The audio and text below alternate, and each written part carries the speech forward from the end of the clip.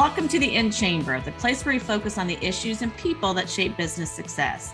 I'm your co-host, Rebecca Patrick. I'm the Senior Vice President of Communications for the Indiana Chamber of Commerce. Joining me at the microphone is Anthony Shutley, our Director of Communications. In Chamber is presented by Work and Learn Indiana. Today, we're discussing the business of sports. And who better to have with us, especially around Super Bowl time, than Allison Melangton.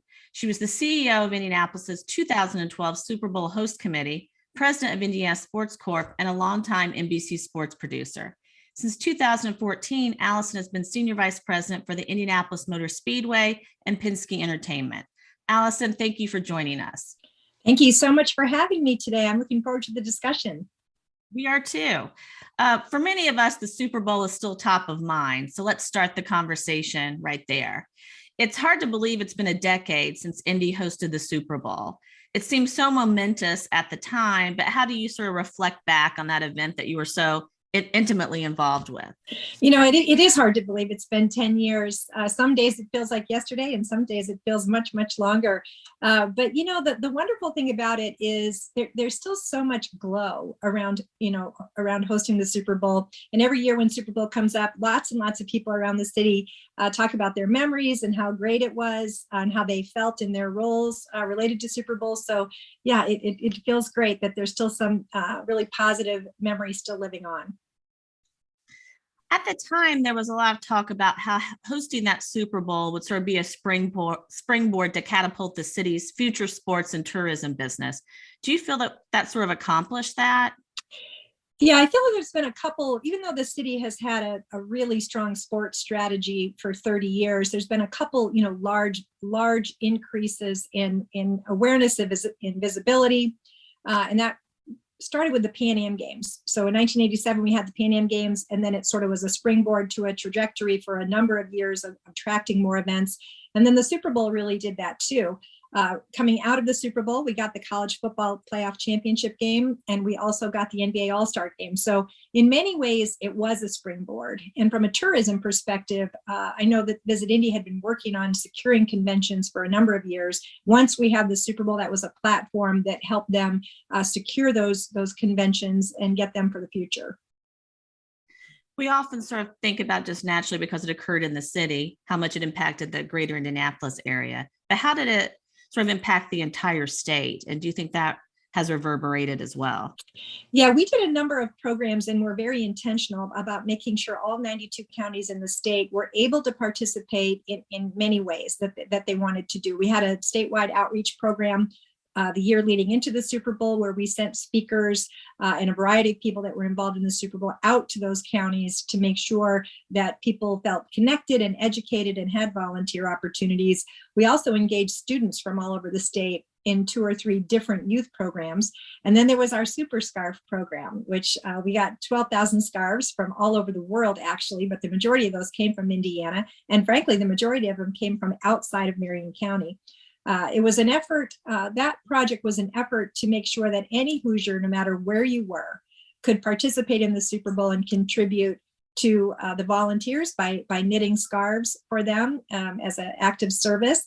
And we got scarves from all over the world from Hoosiers. We had Hoosiers living in Dubai and living in Germany and living in England and living in Africa with their different family situations and work that were able to send scarves in. So that was a great engagement program.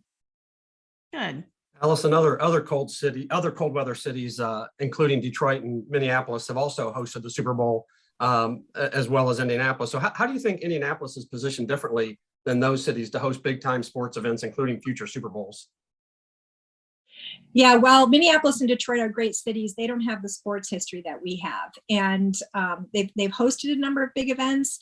But as far as continuously feeding the sports economy, we've got the Big Ten championship every year in football. We've had the Big Ten basketball championship. Again, we've had the Pan Am Games. We've had a number of world championships in a variety of sports. All of those things give you experience and expertise in being able to execute when needed. This year is a great example. During COVID, we had all rounds of the Final Four. While those other cities are great, they haven't had near the number of events or the significant events that we've had. So I believe that we are better positioned to attract those events because of that history and that we always over deliver. It seems like to me that college or specific events are particularly important when the NFL owners are considering the potential of a Super Bowl host city. So I'm wondering what you think it meant for the city to host the college football championship this year. You know, again, the organizers for that, Susan Bachman was the president of the host committee. They did a fabulous job. And I think all of the different sports entities around the country that are looking to place their events somewhere, they always look at the big events first. And so it was very meaningful that we were able to get that event without actually bidding on it. And the Super Bowl was a big part of that. Jack Swarbrick was a big part of that, who's the athletic director at Notre Dame. He provided a lot of great input to the college football staff on us hosting. So I think it was an important next step 10 years after the Super Bowl to be able to host that kind of a national and global event and execute it so beautifully. So I think it continues our strategy on making sure that once a decade we have a major sporting event. This year we had two, that one and the Final Four, of course. I hadn't heard a lot of chatter about Indianapolis hosting the Super Bowl since the city lost out for the 2018 game. And it seemed kind of jarring to local officials, but it seems like lately I've heard a little bit more chatter. I mean, in the past 6, 8, 12 months. So do you think Indianapolis will host a Super Bowl in the near future? Well, it's a great question. You know, it's so difficult to even speculate when and if so, what the timing would be right now. So many things have to align perfectly. There's all the pieces of the infrastructure related to hotels and stadium availability.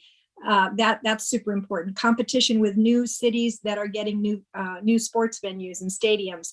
So it's a complicated thing to put together, and the stars sort of all have to align to be able to do that. So I think it's difficult still to speculate when, but if all those things start aligning, the Colts and the city will know it's the right time and to go forward again. It's a tremendous effort. Is it something you think the city should put its resources toward fighting for? Yeah, I mean, it takes about a year to put the bid together. So it's a lot of work. It's a lot of research. But if the timing is right, it's a great thing for the city. And we experienced that firsthand. And you're not going to get one every time you bid on it. Definitely. You know, we bid 3 times and got it once. And so you have to look at it really strategically and say, do we have a good chance of winning right now? And if we do, then let's go for it. And if it feels like there's a good chance you won't, then, putting the time and effort and resource into it is not the right decision. So everyone keeps an eye on it. The Colts and the city officials just keep watching, and they'll know if and when the time's right. We're going to talk a little bit more about the bidding aspect of it as we shift gears a little bit to talk about more public policy around sports and other related topics. Anthony had mentioned the 2018 when we lost out to Minneapolis for the Super Bowl. If the state had a bid fund for these type of sporting events at that time, would that have helped to make the pitch maybe more impressive and effective? There's legislation right now at the State House to create such a fund. I just wanted to get your thoughts on that. Well, first, I'm a huge fan of the fund. And the reason is that it's very competitive to get these events. The Indiana Sports Corporation started the Sports Corp in 1979, and they were the first sports commission in the country. Now there's over 500 of them. And so every time you do a bid for a major event, you've got competition from cities all over the country. And so I think it's important to get this bid fund established, because when we get the events, so many businesses, the hospitality industry, the city benefit from it. So first, I'm a huge fan of that. And I think it'll be important as we continue to try to compete with the other cities that have already enacted bid funds. Going back to Minneapolis, we bid for that in 2014, I believe, for 2018. We knew it was going to be tight getting that one. But while the halo was still on Indianapolis, and while the NFL had just 2 years prior come off what they considered to be the best Super Bowl in history, we wanted to make sure we were taking advantage of that glow. So we knew going in that it was going to be hard to win. Minneapolis was building a new stadium, but it was not built yet. So we had a very short window to go in and say, all right, let's try to get in and get a cold weather Super Bowl before Minneapolis' stadium is built. But they decided that Minneapolis had enough of the stadium out of the ground at the time that it was worth going there. So I don't know in that particular case if the bid fund would have made a difference, but certainly it would have strengthened our opportunity to increase our chances to get it. Allison, I want to follow up real quick, if I could, on that bid fund. Would you see that in addition to the corporate dollars? Because as I remember, the corporate dollars was a kind of a huge selling point. We had all the corporate dollars raised before we put our bid in. So how would you see the bid fund playing out with the corporate money that was raised? Yeah, we're still going to need corporate money, but I don't believe that all of that should be shouldered on the corporations here. And that's how we did it. And you're absolutely right. When we went in with the bid for 2012 and 2011, we had pledges from all the companies necessary to host the entire Super Bowl. So for us, one of the questions from the NFL would always be, do you think you can raise the money to host all these events and all these activities? And we took that question out of their minds and off the table when we walked in and said, here's all the companies, here's the commitment letters, we have the money raised. That's not something we have to go do after this. So that was a huge selling point. But the bid fund will not be able to cover all those expenses. And so we do still need corporate participation and corporate support. It just won't all be on our local corporations. It would be shared. What amount really is a good amount for a bid fund? Is $10 million sufficient to make an impact? Or yeah, I definitely think it's enough to make a big impact. I think that, if the 10 million gets through, then let's see what the results of that are. Let's track that for 5 years or 3 years and say, all right, what are we getting out of that? And certainly that's the responsible governance for that bid fund. And then if it's a really wonderful and productive result, then let's go forward and increase it. But I think they need to see some results. Esports is a multi-billion-dollar growing industry. How can Indiana attract that talent, research, and development and establish itself with esports like it has for amateur sports and racing? The Indiana Sports Corporation has really done a great job digging into esports and finding opportunities to look ahead and say, where's this business going to be in 3 years? Where's this business going to be in 5 years? And the first few years that e-gaming, esports came out, it was a little bit up and down, but now it's got its legs and its footing. And, for example, at IndyCar, we are jumping into the esports world with a game that we are launching in 2023. So we're working hard on that right now.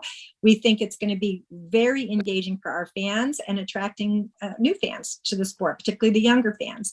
And as we look at sports in the future, it's definitely got a foothold. Esports, it's definitely got a place in our city and our state to get some sort of cornerstone on the market. And the Sports Corp has been really looking and leading that effort. And I'm anxious to see what the results end up being in the next couple of years. Allison, have you guys announced the game yet? I hadn't heard that. We have made the announcement. We made it this last fall. The game is not launched yet. We're developing it right now, and everyone that's sort of working on it is super excited.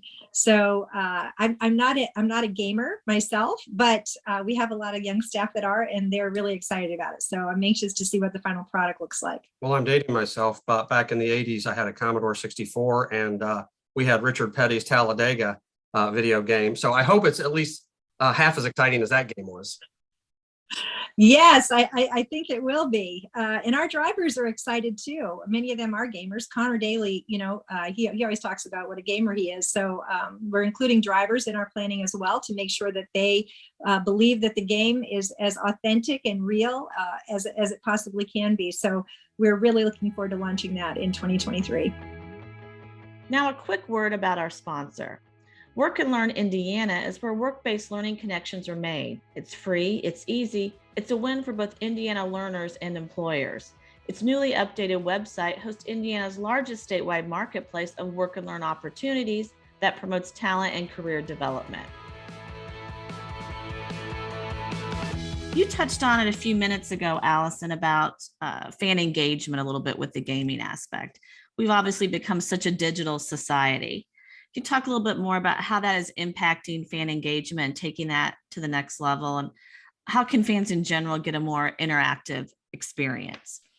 Well, that's a great question because it's been 10 years since the Super Bowl, and we had a funny moment the other day. We were talking about all the firsts that we did at Super Bowl that no other cities had ever done. And Scott Dorsey, who was the president of Exact Target at the time, I will never forget this. We were sitting in a meeting with several of the tech people he had brought to the effort. He was chairing one of our committees, and he said, what if we did a social media command center? And we used it to help with event operations. And we were able to really communicate with anyone that's engaged in the Super Bowl in a way that's different than anyone else. And I thought, well, that's an interesting idea. Well, we pursued it and had the first ever social media command center for a major sporting event. And now it's completely standard. Every event, including the Indy 500, does it every year. And it is a way to really engage your fans, not only to make them more educated on the sport itself, but also to direct their movements. So at the Indy 500, for example, we can push out on Twitter when a parking lot is full. And so we tell everyone, don't go to parking lot parcel B because it's full, go around that. And people actually follow that and take that instruction, which was a whole new thing 10 years ago. But now it's perfected. So not only engaging fans, but educating fans and asking them to behave certain ways and do certain things. And it's really working. So the digital world is more than here to stay. 10 years ago, it was an increasing trend. And now major sporting events are using it, more than traditional advertising. So for the Indy 500 and all the practice days and qualifications, we obviously sell tickets. And a lot of that is being driven digitally now versus billboards, traditional television, traditional print.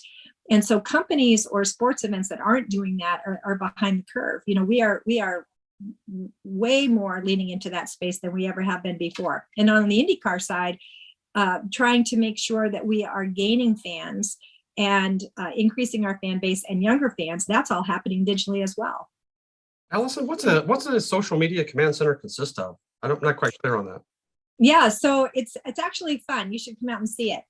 What we do is we take students from different universities in the state, and they sit in a panel in a place where they can get a lot of information. And as people are either Instagramming or tweeting or Facebooking or any other way that you can communicate, TikTok, as fans are reporting things or asking questions, we have a panel of students that are immediately responding. So if you tweet out, I can't get to gate 4 because the traffic's bad, we will have someone instantly tweet back at them and say, try this route, go to this gate, there's no line at that gate.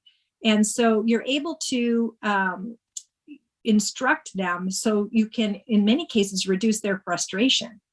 I will never forget the first time we did the command center at the track was the first year that I worked there. And I found out that we were out of toilet paper in a restroom by someone tweeting it. You have 200 restrooms, restroom 67's out of toilet paper. And you're like, okay, instantly, right? Then you get somebody there to put toilet paper in there. Whereas before it might've taken 20, 30 minutes for someone to report that back and so forth. So that's one kind of silly example of 100 things that happen on race day. There's nothing silly about toilet paper. I know. It's important though. Are there any other aspects of the fan experience that may be on the horizon at the Speedway that you want to mention? We're looking at a lot of things right now. Post-COVID, coming out of COVID, we haven't had a lot of the last 2 years. We were able to have the race in 2020. We had it with no fans in August. Last year, we had it with 40% fans. And we were really like the rest of the public, making sure that we were not putting anyone in an uncomfortable situation by being too close, cleaning everything, doing all the things that certainly we were instructed to do.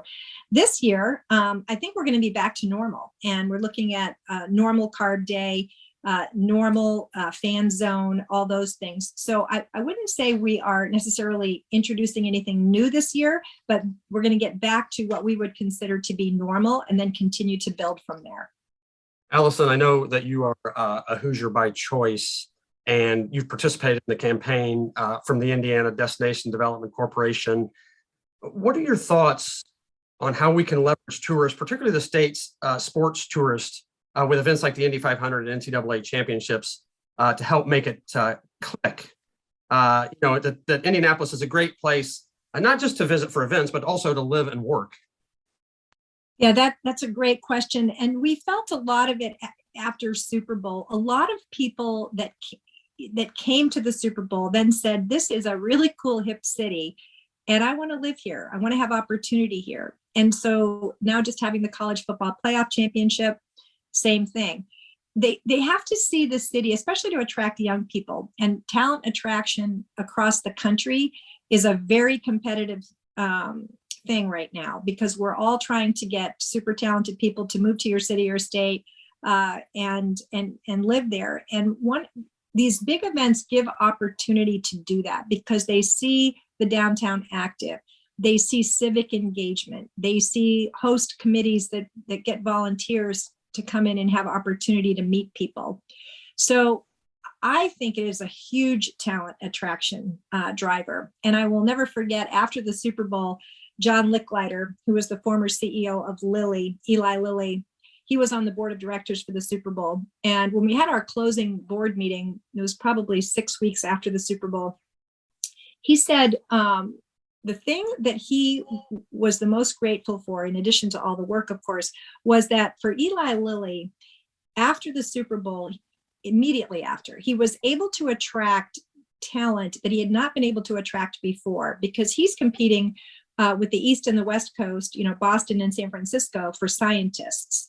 And those two markets are very attractive to live. And he said after the Super Bowl, when the world got a little bit of a window into what Indianapolis was, then it was much easier for him to recruit scientists, and people that he had been trying to get to move to Indianapolis called him after the Super Bowl and said, hey, I'm ready to move. That looked amazing. The people look amazing. The place looks amazing. I'm coming. I should note that Senate Bill 4, currently making its way through the legislative process at the State House, would address this in some way. It could give local units of government the ability to use surplus funds to attract or retain talent. I'm just kind of curious, Allison, back when you were hosting the Super Bowl in 2012 or doing other Indiana Sports Corp events, were you guys trying to, actively trying to bring people in for the long haul, or were you just trying to bring people in for these short-term events? Well, there's always an eye for long haul, for sure. And I'm a product of that. I, grew up in Maine, moved to Colorado, and then moved to Indianapolis sight unseen for a sports job. And, at the time, Sandy Knapp, who was the first president of Sports Corporation, she came out to Colorado, where I was working, and a lot of other young people at the U.S. Olympic Committee. And she was selling Indianapolis and saying, if you want a career in sports, we're building something really special there, and you can get in on the ground floor and have great opportunity. And so I think, over the years, that's always been something that we've been eyeing for talent. And for sports in particular, there's a way for people to get involved right away. So these host committees and these different opportunities, it takes a whole community to put on an event like that. It doesn't take the 12 staff, it takes thousands of people. And to be able to be on the ground floor working on a transportation plan or a security plan or an operations plan as a volunteer gives you opportunity to meet people you wouldn't necessarily otherwise meet, gives you an opportunity to have purpose in contributing to the vitality of the city. So there's things that we can offer here that other cities can't in that way. And we've attracted a lot of people here because of it. And it's a strategy that has been working. And as I said, I'm a product of that. I'm now a Hoosier because of that. What year did you move to Indy, Allison? 1983. So that was a little tougher sell back in 83. I can say that I'm born and bred here, but 83, it was a little tougher sell to come to Indy than it is now.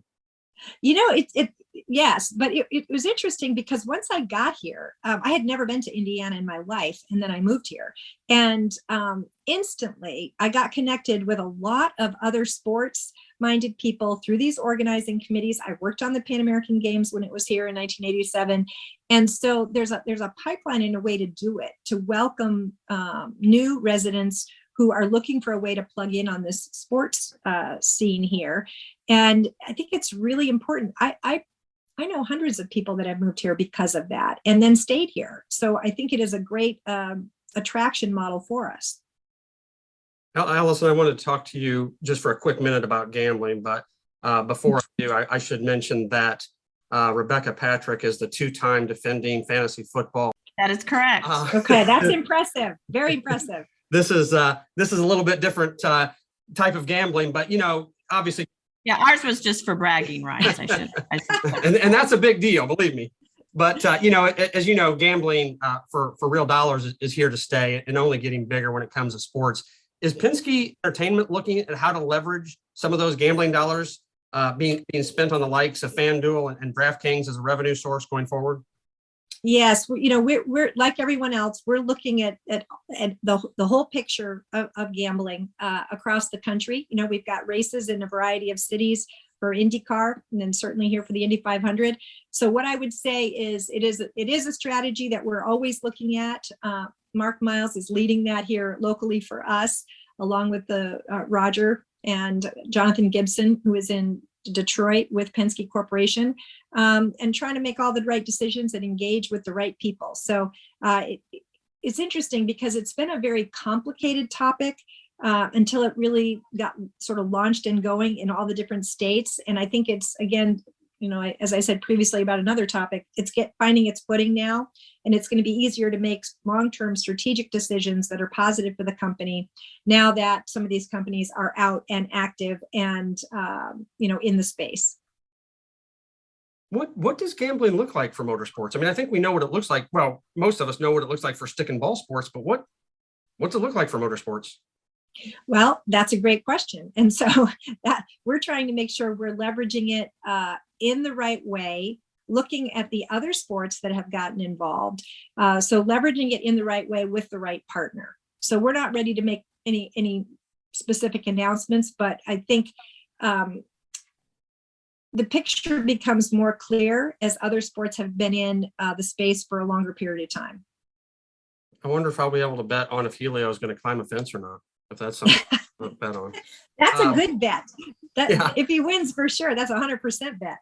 Allison, let me ask you, before we depart the racing part of it, what's on the horizon for Penske Entertainment and IMS that's exciting in the coming year? Well, first off, we are so excited after the last 2 years of having, what I would consider to be called a COVID impacted race season for IndyCar and certainly for the events at IMS. We are ready to get back to normal. We are selling tickets at 100% capacity. We will have the traditional carb day that everybody loves, and the steak pit is coming back. So all those activities that people have the best memories from, and desire to come to the race. All those things are coming back. Our demographic data says that 80% of the people that come to the Indy 500 come because they're epic event chasers. They want to have an epic event experience, and 20% come because of the race itself. This year that may change a little bit because Elio going for his 5th is historic, and it would be something remarkable and very rare in sports. Never happened with the Indy 500 if Elio wins his 5th. So we're going to make sure, back to your question, that we are taking advantage of all those things. And a lot of our push this year will be around Elio in his fight for 5. As we wrap things up, a couple final questions for you, Allison. What are maybe a few of your fondest or perhaps even funniest memories of your varied career with sports? Sometimes I have the quirkiest memories that are fun to share. When we bid on the Super Bowl for 2012, we were trying to figure out how to actually deliver the bids to these 32 NFL owners. So do you just send it in a FedEx package?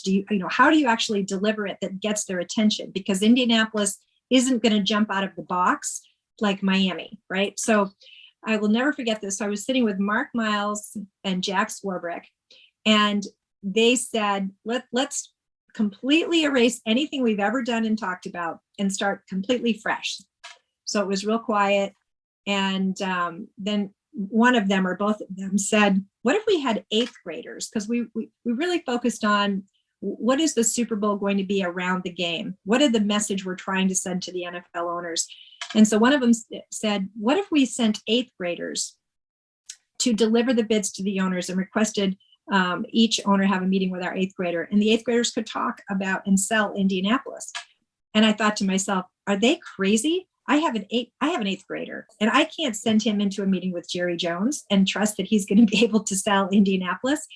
But the more we talked about it, the more it was a completely out of the box thought. We did it. And it might have been the funnest day of my career at the airport that morning in May of 2008. We picked 32 eighth graders from around the state. Many of them had never flown before.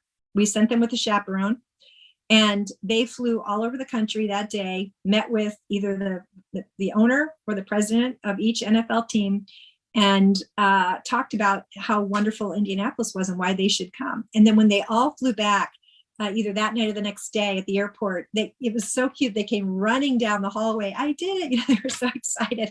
So, for me, in my career, that was the moment where you don't sort of let logistics get in the way of a great idea. And my mind was balking at it at first, like, "Ooh, I don't think that's a good idea." But the more we talked about it, the more I was like, you know what, that is us, and that is important to us. And youth matters, and we want to show them that it's not just about what's on the field of play; it's about the things around it. And so, for me, that is a memory I will always remember. That's a great one. I'm sure it made such an impression on those team owners and on those kids who had that really experience of a once in a lifetime to do something like that. Where do you see Indiana in 5 years with the business of sports? I think that we will only continue to attract, more events and big events, because it's a strategy that's working. And, we don't want to reinvent too much of it, because again, it's working and it's working well. So I think we continue to, this bid fund will be a great thing. We continue to attract these major events, and I don't want to say stay the course, because we're always reinventing. We're always trying to do new things. We're always trying to build around the actual sporting event, so it's more than a game. But that's been working since 1979 in various ways, shapes, and forms. And I think we stick with that, and we just continue to invest more in it. Great. Well, Allison, thank you again for the conversation. We enjoyed it. Thank you so much for having me. In Chamber is presented by Work and Learn Indiana. Our Indiana Safety and Health Conference and Expo takes place February 28th to March 2nd and will feature more than 70 educational sessions to keep Hoosier workers safe on the job. Safety tactics, substance abuse, leadership, and cybersecurity will be among the topics. Learn more at indianachamber.com/safety. As always, thank you for listening.